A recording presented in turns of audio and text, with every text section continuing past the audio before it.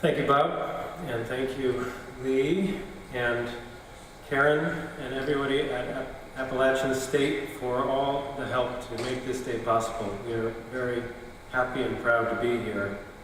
And thank you, of course, to Gael and to all the authors who could join us today, and all 63 authors who have helped to make this report one of our strongest, I would say. And that's not just personal bias, I don't think. And also thanks to the authors who are currently organizing satellite events, who are helping to live stream this event around the world. Lee noted in his opening remarks that this is a critical time in history, and I would agree. Climate change is, while poo-pooed by some, is the most critical issue in our history. And so there actually has to be the question that I'd like to start with why education? It's such a slow-moving solution, and yet the crisis is so urgent. So I want to, this will work, good. I want to start with a little bit of background, a little bit of context of why education. This is a video of the last 130 years or so of climate change, of average temperature increases. It doesn't look so bad in the 1880s and 90s when we were fewer and using less fossil fuels.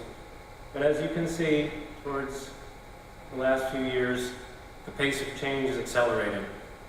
And in fact, if we look at 2016, it's getting even more dire. And in fact, just in December,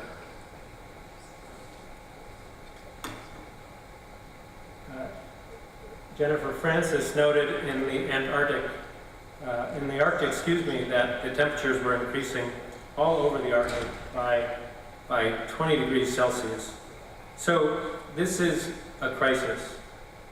And in fact, it's a crisis that while we want to believe we can stop, the rhetoric even from the environmental movement is that we can stop climate change, it's already here.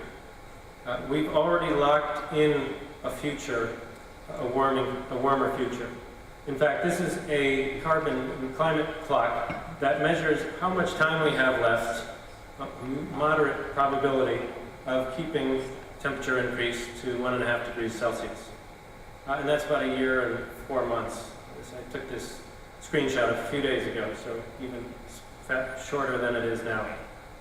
And if we actually want to be safer than that and look at the lower probability, well, that was a year ago that we would have had to stop emitting any carbon. So climate change is here. And worse is the effects of climate change are here.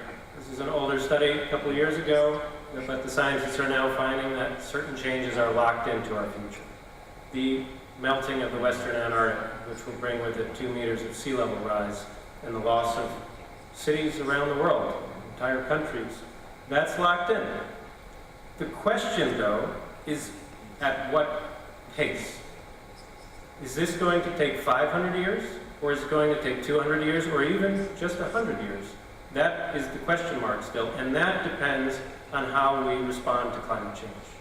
Do we try to keep average temperature increases to 2 degrees? Do we even still strive for 1.5? Or do we just go in a different path where we start denying climate change is even a problem and pursue business as usual, or even accelerate climate change because of our disbelief in it? And this is not a partisan speech, but when the most powerful leader of the world is advocating that climate change is bullshit, we have to understand the value of education. We have to understand, as Will Steffen, climate scientist, explains, that as civilizations have risen and stuck to their core values, they've collapsed, right? We have to recognize that our cultures have to evolve, and that's going to take education. Will Stephan actually noted that he's worried about his daughter's generation. And that's one of the reasons why I too, slightly selfishly, chose to focus on education this year. I don't know what the lens shift means, but there we go. So I have a 5-year-old son, and he hopefully is watching right now on live stream with his mother. So hi, Ihan. But he is one of the reasons for this book. Not the primary reason. The primary reason is to understand that what is being taught in schools right now is no longer enough for the changing planet we're inheriting, and that they're inheriting. By the time my 5-year-old son, is my age, the world's population will be 9.6 billion people. The temperature will be hopefully just 2 degrees increase, but maybe it will be even more. And the idea that he can just be learning in school that the 3 R's, recycle, reduce, reuse, that's not sustainability anymore. We need sustainability leadership at the core of education. But even that's not enough. We need resilience training. We need resilience education as well. We have to understand that the changes that are coming will need a whole set of new skills as part of the educational curriculum. And hence, Earth education was born. Not sustainability education, not resilience education, but something in between the two. A merging of these two fields, this budding field of resilience in the sustainability world, but also education for sustainability, a deep, long existing discipline. And because the time of education is so short, the hours in the school day are not that long.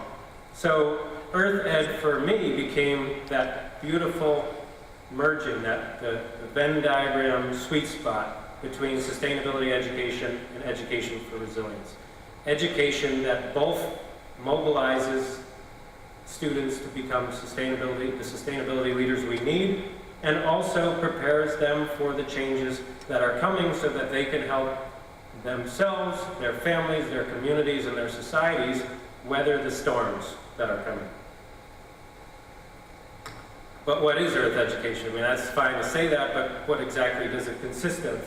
And so the Earth Core was born, the Earth Education Core Principles. These 6 ideas in a Maslowian pyramid for the psychologists in the audience that serve as the foundational building blocks of Earth education. And I will go through all these in this talk, but just to list them out: Earth dependence, interdependence, creativity, deep learning, life skills, which is, I actually feel is different enough and important enough to actually pull out and put along the side, and at the pinnacle, like self-actualization, is Earth-centric leadership. So let me just talk about these, and I'm very excited that I will talk about some topics, but our other authors will go into depth into some of the other ones, like ecoliteracy, like social-emotional learning, and like comprehensive sexuality education this morning. But Earth dependence is that foundational block, that essential bit of knowledge and connection with nature that everything else builds off of.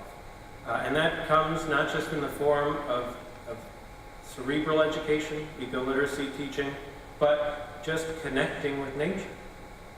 One of the first chapters in the book by David Sobel is on nature preschools and forest kindergartens. And while that's something new here in the US, there are some, but not that many.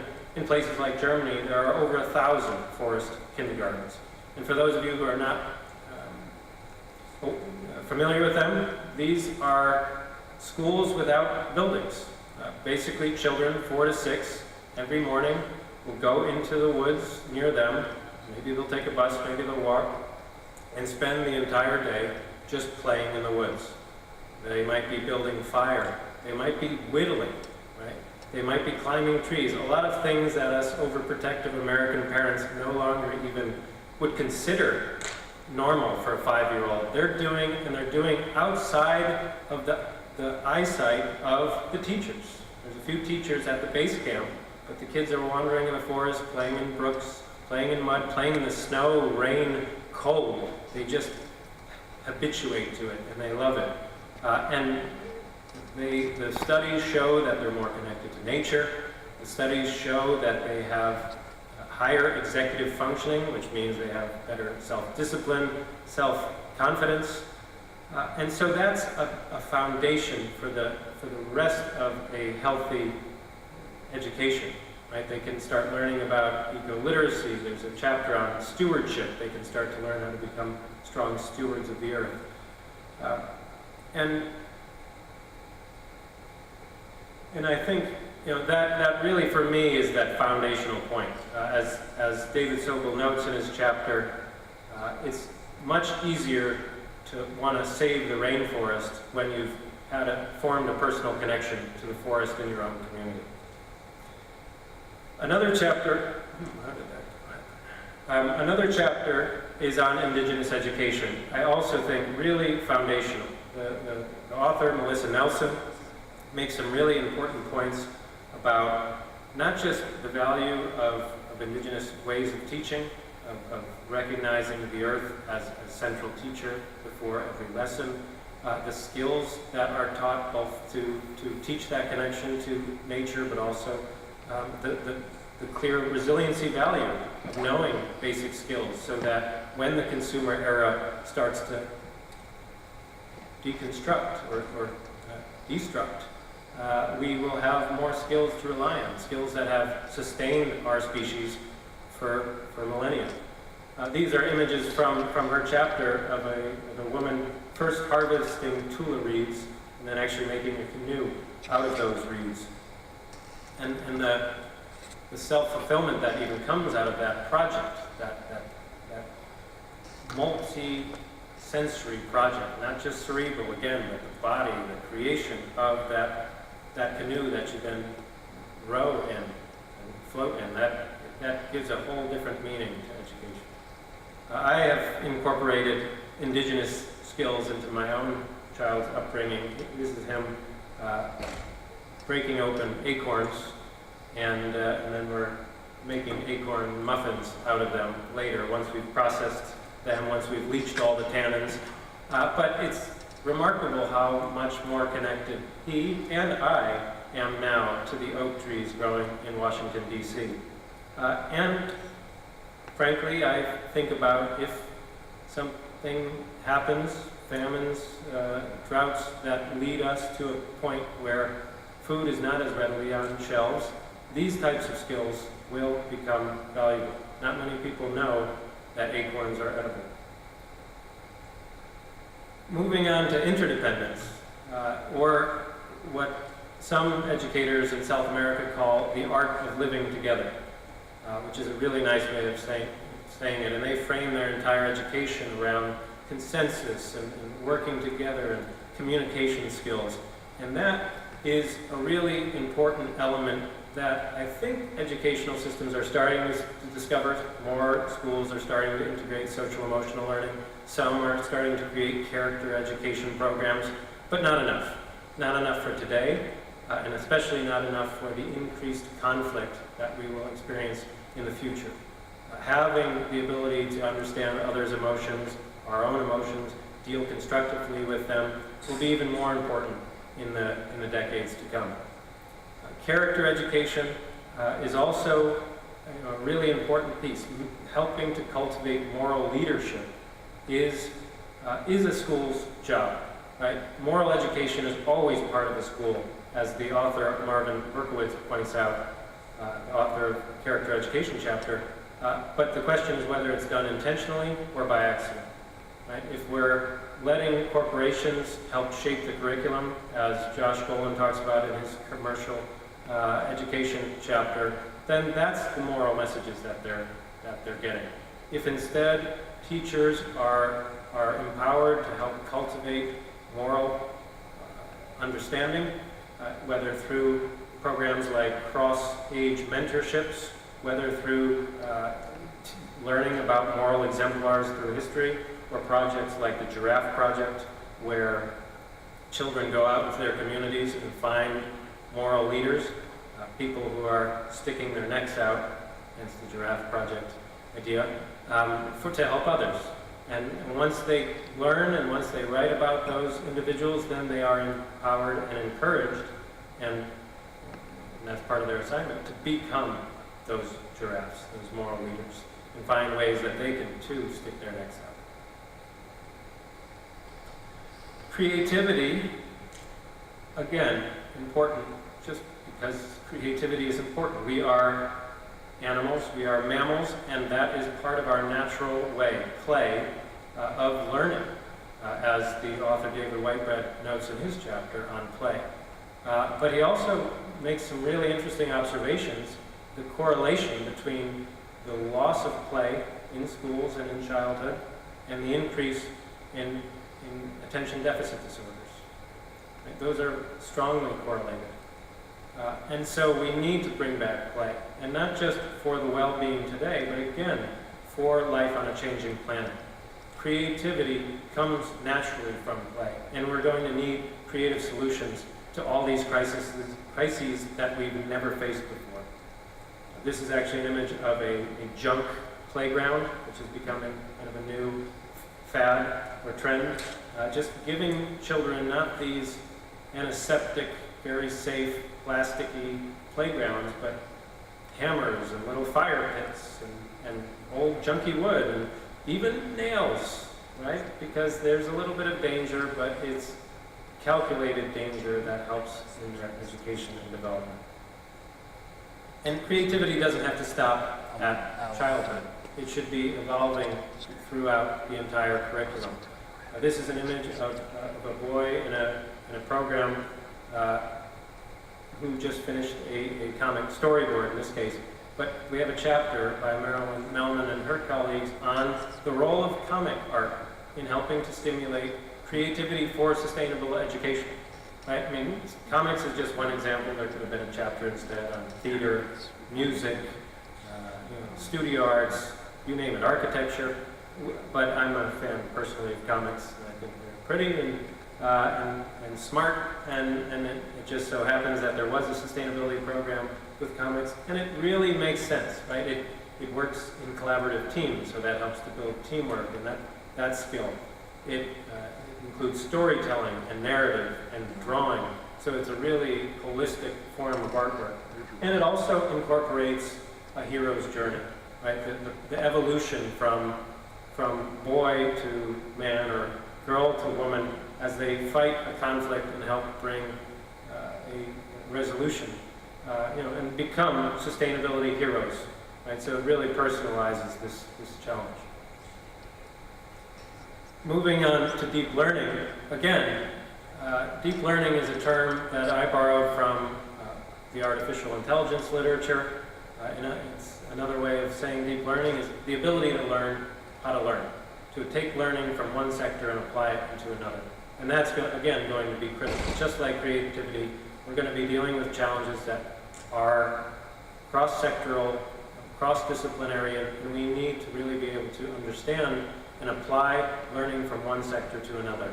And there's two really helpful chapters in the report that explore that. Systems thinking, and systems thinking, of course, is essential in having the understanding of how everything interlinks and how to effectively treat problems rather than just dealing with symptoms and creating new problems. And then one on deeper learning and really exploring how schools around the United States especially and the world are incorporating critical thinking, collaborative education, this cross-disciplinary, and really empowering students to get out into their communities, tackle real-world problems, and work towards those solutions. And then life skills, which, again, my bias, this could have been the talk in its own level. But we have grown up in a consumer era where life skills have no longer been part of the curriculum for many. In the European school model. There is some, home economics is still part of the European model, for example, but that's been lost in most schools here in the United States. And those types of skills are essential now and essential in the future. Right? Again, imagining that Venn diagram, there's a benefit for sustainability. If a child is going to home economics and learning basic nutrition, how to cook food, understanding that the consumer packaged goods that they're typically eating are going to increase their childhood obesity, the childhood obesity epidemic, going to shorten their lifespans, and then be empowered to actually find ways around that, to cook healthy food, to garden, to learn to value real healthy food. That is a benefit immediately. And it's a sustainability benefit and a health benefit right now as we reduce packaging and toxic food production and all that. But it's also, again, going to be a resiliency benefit as children understand how to cook food so that when the consumer era starts to wind down, there will be options for them. And so it's not just home economics. Again, as I mentioned already, Josh Golan writes about commercial free education, and media literacy is another life skill that is now essential with so much advertising and marketing exposure to children, even in schools, but especially on the 6+ hours of media that they consume each day. There needs to be a filter and an active education of how to defend oneself from that corporate propaganda. But there's also vocational training, and we'll talk about that more in the afternoon. But even at the primary and secondary levels, there is real effort to incorporate vocational training. This is an image of a boy who's building solar electricity and lighting kits in Thailand. He's a student of the Bamboo School, and the whole framing of that school is around social entrepreneurship. And they're drawing children from villages around the country in order to empower them and train them and their parents, which that's part of their outreach efforts, and their communities to be social entrepreneurs, to improve the well-being and sustainable development of their villages and communities. And so this is just one example of a school job, and every student has a school job. Some are growing off-season lines to sell at a premium in their communities. Some are working in the school store. Some are harvesting eggs from their hens and growing vegetables in their gardens. But they're all learning skills as a central part of their education. And finally, at the pinnacle, again, earth-centric leadership. And on the one hand, if a school is working on all other 5 of those disciplines, this might naturally arise from those. But this leadership is too important just to let it arise. It needs to be actively cultivated. To cultivate sustainability leaders, earth-centric leaders, who will go into their communities and help to make them more sustainable, help to make them more resilient. One example that we talk about in the report is the Green School in Bali. The whole school, designed around sustainability principles, integrates it directly into the curriculum and really empowers its students to become sustainability leaders. And in fact, not too long ago, 2 sisters, both students at the school, decided they were going to lead a plastic bag ban in Bali. Just them. Not just them for very long. They invited their friends, they invited their families, they went to the airports, got petitions signed. Eventually, they did a hunger strike, and it was at that point that the governor of Bali said, okay, we will. And so that's in process now. But imagine if all students were empowered to go out into their communities and start actively working for change, not down the road, someday you too can help change, but really get out there now and do it. And there are wonderful examples of that. A teacher near one of the largest Superfund sites in the U.S. mobilized her students and students in the school to start educating the community and organizing the community to push the EPA to start cleaning it up. It was not actively being cleaned up, and they succeeded. Right? Unfortunately, not every school has a Superfund site near it, but there's always a campaign to get involved with it. And finally, before turning it over to Michael, I do want to just talk about where could we go. The other part of the Indigenous chapter that was so powerful to me was not just about skills and earth wisdom, that's a natural part of that education, but also dealing with dystopia. The Native American populations in this country and in others have lived through centuries of conflict, of displacement, of epidemics in the transition of the colonial era and beyond, and even today. And they have learned from that and essentially have a knowledge that we might sadly need to cope with the future. As our population hits 9.6 billion, as the climate starts to unravel and our populations start to get hit by diseases, by famines, by conflicts triggered by climate change. So that's one path, that's one future, and that chapter is really thought-provoking in that. But I also think that there's a path where we implement an Earth education model. And the final chapter in the report actually looks at that, looks at what would education look like in 2030 if we started to adopt Earth education models in schools. I wasn't as ambitious in that chapter to kind of map out the whole institution changing, but just let's look at a few schools that incorporated it. And one school actually modeled after a Nigerian school that had been dealing with flooding over and over. They couldn't actually have school because the flooding was such a problem in flooding the school. So they built a floating school, right? And they just had class in these 2 classrooms on this little floating school, and it worked. And I said, well, what happens if we extrapolate on that? What happens if we really build a true floating school that has the opportunity to really use that in lessons? Let's take the forest school model and apply it to a river ecosystem. Right? So you have a floating school that is even mobile, maybe powered by solar panels. You have the opportunity to learn about solar engineering right on the ship, because that is the main power source and they're taking care of it. So you can have vocational training there. You can have science around the river's ecosystems. You could even have it serving as the school bus, picking up students at different docks along the way. I was getting crazy in that article and kind of kept adding. I had fish farms, this is for Sue, fish farms on the docks where actually it was helping to train vocational training in fish farming and serving as the main source of protein for these lower income children through school lunches. Right? Every day someone along one of the docks could be tasked, one of the groups at one of the docks could be tasked with harvesting the fish for the day's lunch.